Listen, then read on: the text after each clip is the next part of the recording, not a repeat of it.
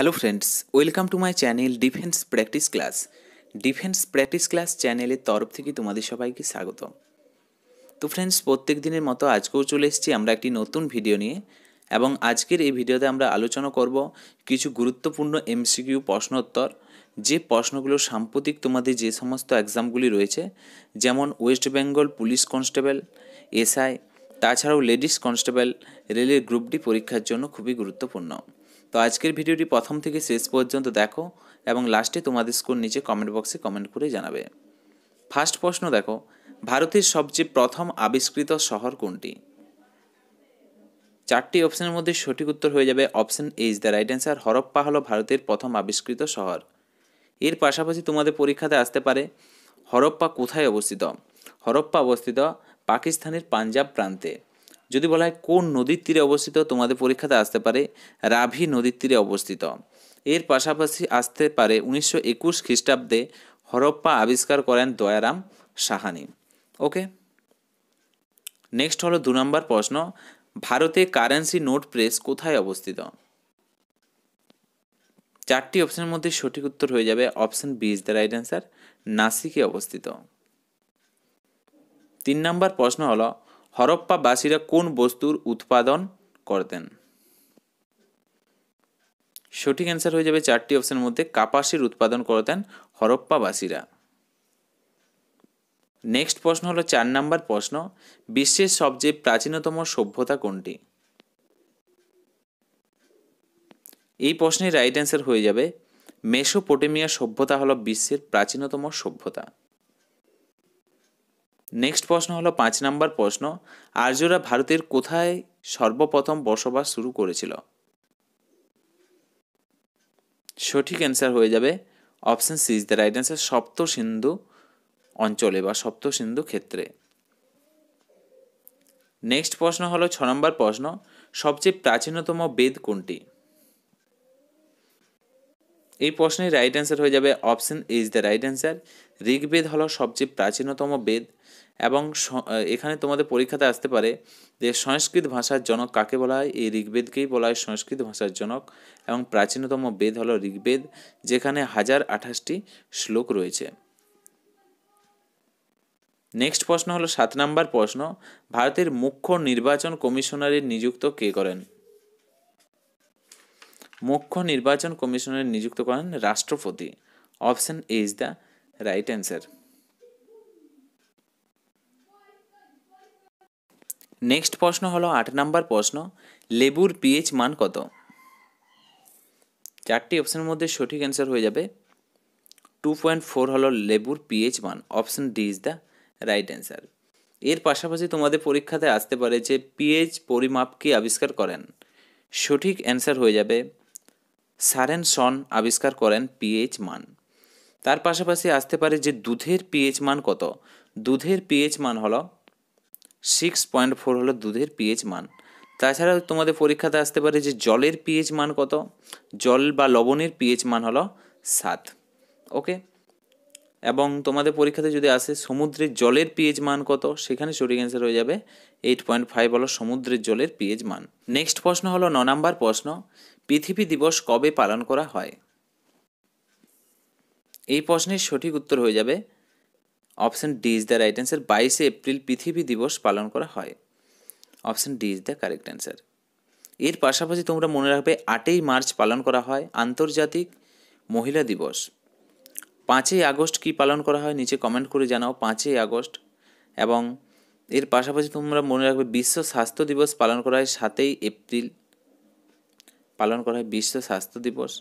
এবং 28শে ফেব্রুয়ারির কথা যদি বলা হয় 28শে ফেব্রুয়ারি পালন করা হয় বিজ্ঞান দিবস। ওকে, এবং 11ই জুলাইয়ের কথা যদি বলা হয় 11ই জুলাই তোমাদের পরীক্ষাতে আসে 11ই জুলাই পালন করা হয় বিশ্ব জনসংখ্যা দিবস। নেক্সট প্রশ্ন হলো 10 নম্বর প্রশ্ন, বিজ্ঞান দিবস কবে পালন করা হয়? একটু আগেই বললাম ফ্রেন্ডস, 28শে ফেব্রুয়ারি পালন করা হয় বিজ্ঞান দিবস। Option B is the right answer. পরবর্তী প্রশ্ন দেখো 11 নম্বর প্রশ্ন, হলদিঘাটির যুদ্ধ 1576 খ্রিস্টাব্দে কার মধ্যে হয়েছিল? 1576 খ্রিস্টাব্দে হলদিঘাটির যুদ্ধ হয়েছিল আকবর এবং মহারানা প্রতাপের মধ্যে। Option A is the right answer. Next প্রশ্ন হলো 12 নম্বর প্রশ্ন, জলাতঙ্ক রোগের টিকা কে আবিষ্কার করেন? সঠিক উত্তরটি হয়ে যাবে এই প্রশ্নের option A is the right answer. Louis Pasteur জলাতঙ্ক রোগের টিকা আবিষ্কার করেন।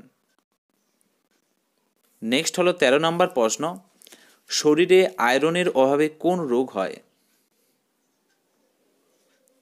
এই প্রশ্নের সঠিক উত্তর হয়ে যাবে অ্যানিমিয়া হয়। আয়রনের অভাবে হয় অ্যানিমিয়া রোগ। এর পাশাপাশি তোমরা মনে রাখবে ডায়াবেটিসের কথা যদি বলা হয়, কিসের অভাবে হয় ডায়াবেটিস রোগ? ইনসুলিন। ওকে, ইনসুলিনের অভাবে হয় ডায়াবেটিস রোগ। ওকে, এবং এখানে দেওয়া আছে রাতকানা কোন ভিটামিনের অভাবে হয়? ভিটামিন এর অভাবে হয় রাতকানা রোগ। নেক্সট প্রশ্ন হলো 14 নম্বর প্রশ্ন, আলমাটি বাঁধ কৃষ্ণা নদীর উপর কোন রাজ্যে অবস্থিত? তোমরা মনে রাখবে আলমাটি বাঁধ এটি কোন নদীর উপর অবস্থিত? কৃষ্ণা নদীর উপর অবস্থিত। এটি কর্ণাটক রাজ্যে অবস্থিত। Option C is the right answer. কর্ণাটকের রাজধানীর কথা যদি বলা হয়, ব্যাঙ্গালোর হলো কর্ণাটকের রাজধানীর নাম, যেখানে ইসরোর হেডকোয়ার্টার রয়েছে। Indian space research organisation Bangalore silicon সিটিও বলা হয়। নেক্সট হচ্ছে 15 নম্বর প্রশ্ন, মায়োপিয়ার অর্থ কী? মায়োপিয়ার অর্থ হলো ফ্রেন্ডস নিকট দৃষ্টি রোগ। Option B is the right answer. মায়োপিয়ার অর্থ হলো নিকট দৃষ্টি রোগ। এবং মায়োপিয়া রোগাক্রান্ত ব্যক্তি কোন লেন্স ব্যবহার করে? তোমাদের পরীক্ষাতে আসতে পারে কোন লেন্স ব্যবহার করে, সেখানে সঠিক অ্যান্সার হয়ে যাবে অবতল লেন্স। ওকে, অবতল লেন্স ব্যবহার করে মায়োপিয়া রোগাক্রান্ত ব্যক্তি।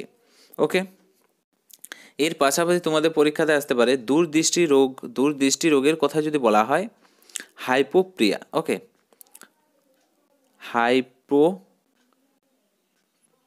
রোগ। ওকে, দূরদৃষ্টি রোগ। এবং এই রোগাক্রান্ত ব্যক্তি কোন লেন্স ব্যবহার করে? উত্তল লেন্স ব্যবহার করে।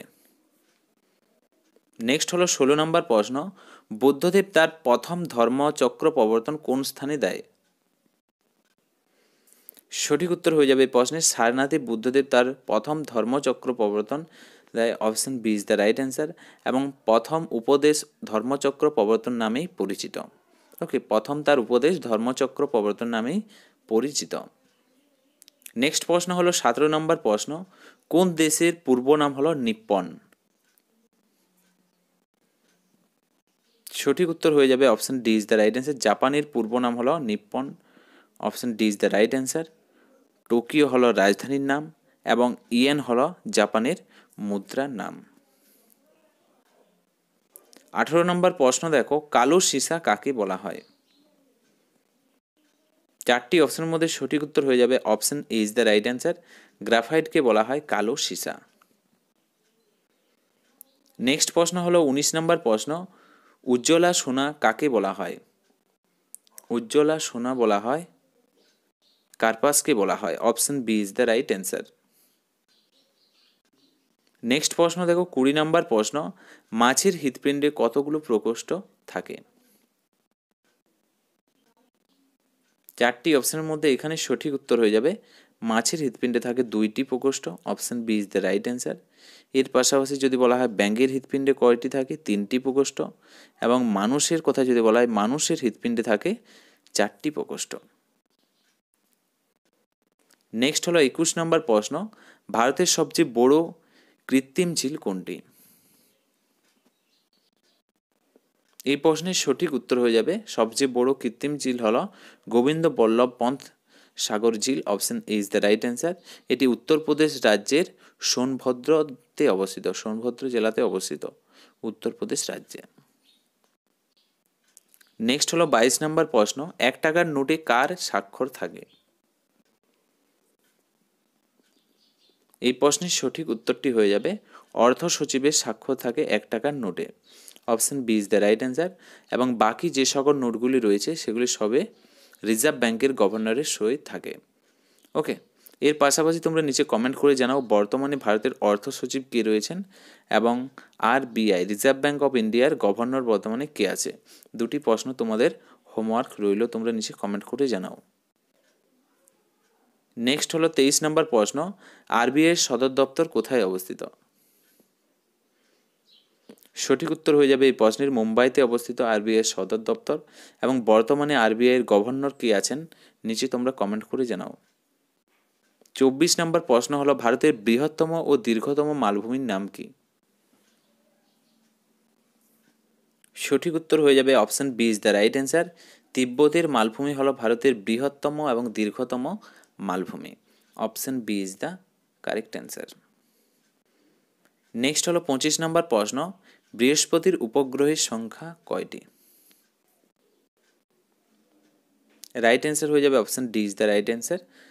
67টি রয়েছে বৃহস্পতির উপগ্রহ, এবং সবচেয়ে বড়োর কথা যদি বলা হয় গ্যানিমিড হলো বৃহস্পতির উপগ্রহ, সবচেয়ে বড় উপগ্রহ। ওকে, তো তোমাদের হোমওয়ার্ক রইল 2টি প্রশ্ন। একটি হচ্ছে বর্তমানে ভারতের অর্থ সচিব কে আছেন, এবং দ্বিতীয় প্রশ্নটি হলো রিজার্ভ ব্যাঙ্ক অফ ইন্ডিয়ার গভর্নর কে আছেন। ওকে, এই 2টি প্রশ্ন তোমাদের রইল হোমওয়ার্ক। এবং তোমরা কত স্কোর করতে পারলে 25টি প্রশ্নের মধ্যে নিচে কমেন্ট করে জানাও। ভিডিওটি যদি ভালো লেগে থাকে অবশ্যই তোমরা একটি লাইক করো এবং তোমাদের বন্ধুদের সাথে ভিডিওটি শেয়ার করো।